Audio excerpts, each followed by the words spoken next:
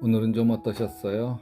고단했던 하루, 자 지금 잠자리 들기 전 먼저 조용히 하나님과 교제하는 정시 기도를 드리십시다. 성경에 보면 예수님이 기적을 일으켜서 병든 자를 고치시는 이야기 나옵니다. 또 사도행전에도 보면 베드로가 안전뱅이를 벌떡 일으켜 세우는 그런 대목도 나오게 되죠. 이런 기적을 볼 때마다 참 통쾌하고 신나기는 하지만 목사로서는 좀 부담스러운 말씀이기도 해요. 왜냐하면 왜 나를 통해서는 이런 기적이 일어나지 않을까? 성령님이 나와도 함께 하시는데 왜 이런 기적이 일어나지 않을까? 제가 안수기도 한번 해서 식물인간으로 누워 계시기만 하는 권사님들이 벌떡벌떡 일어나고, 요양원에서 어려움을 겪고 있는 분들이 다리에 힘이 생기고 기력을 회복해서 벌떡 일어나 걸을 수 있다면 얼마나 좋을까요? 물론 제 인생에 주님이 베풀어 주신 기적이 없는 것은 아니에요. 제 인생에 일어난 소중한 기적은 제 신앙을 더 깊은 세계로 인도하셨습니다. 하나님이 살아계신 것을 실감하도록 인도하셨죠. 젊은 시절에 제가 7년 된 허리병이 있었는데 교회 개척 준비하면서 3일 금식 기도하고 나왔는데 깨끗하게 낫더라고요. 또 엘리야에게 까마귀가 음식을 물어다 주듯 꼭 필요한 것을 신비하게 주님이 채워주시는 은혜도 경험했습니다. 교회 개척 시작하며 교회 이름 달라고 기도하니까 꿈으로 교회 이름을 주님이 계시해 주시기도 했어요. 제 아들과 딸도 임신되기 전에 기도하시는 제 어머님이 하나님이 주신대더라 응답 받고 아들도 태어났고 딸도 태어났습니다. 그래서 그런지 제가 아이 없는 가정에 아이가 생기도록 기도하면 하나님이 태문을 열어 주셨습니다. 5년 만에 태가 열린 것도 있고 9년 만에, 아니 10년 만에 태가 열려 아기가 생긴 가정도 있었습니다. 저의 안수기도를 받고 디스크가 고쳐주신 분도 있고 50견이 해결된 분도 있고 오랜 지병인 위장병을 고침받는 분도 있었습니다. 한 집사님께서 이런 고백을 해요. 목이 뻣뻣하고 아파서 물리치료도 받고 별치료 다 받았는데 차도가 없더라. 잘 고치기로 유명하다는 데를 수소문에 찾아가 보려고 하는데 갑자기 내가 하나님 자녀인데 하나님께 매달리지 않고 용하다는 데 찾아다니고 있는 자기 자신이 좀 한심하더래요.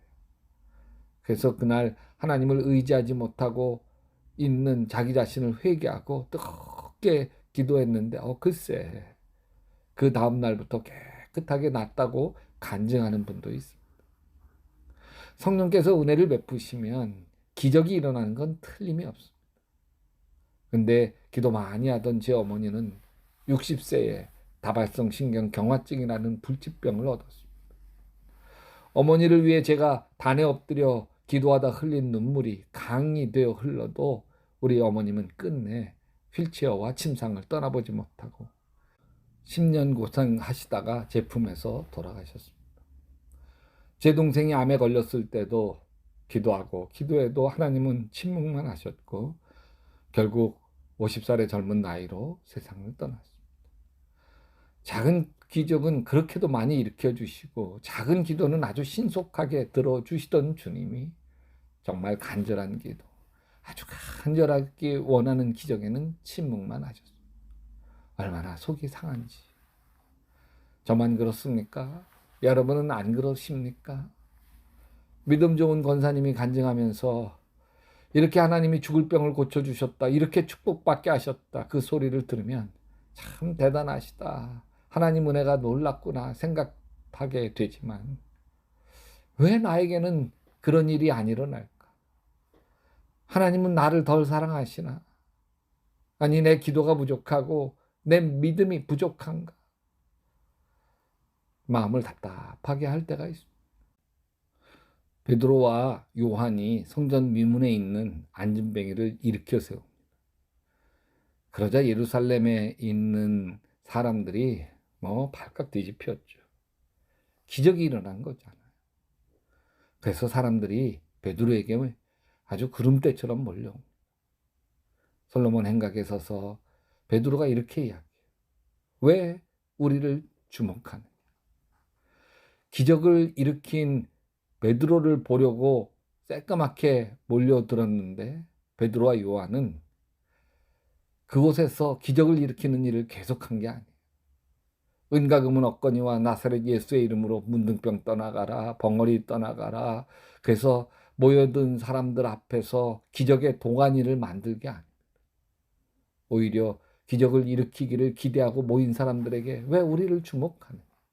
우리의 개인의 경건과 능력으로 이 사람을 걷게 한 것처럼 왜 우리를 주목하느냐?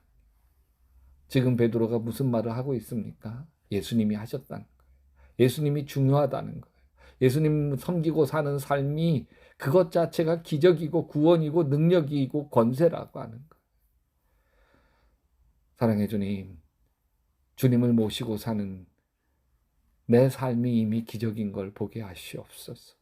구원받을 수 없는, 버림받을 수밖에 없고 지옥에 갈 수밖에 없는 내가 하나님의 은혜로 이렇게 영생과 구원을 누리는 하나님의 자녀가 된 것이 가장 큰 기적인 것을 보게 도와 주시옵소서.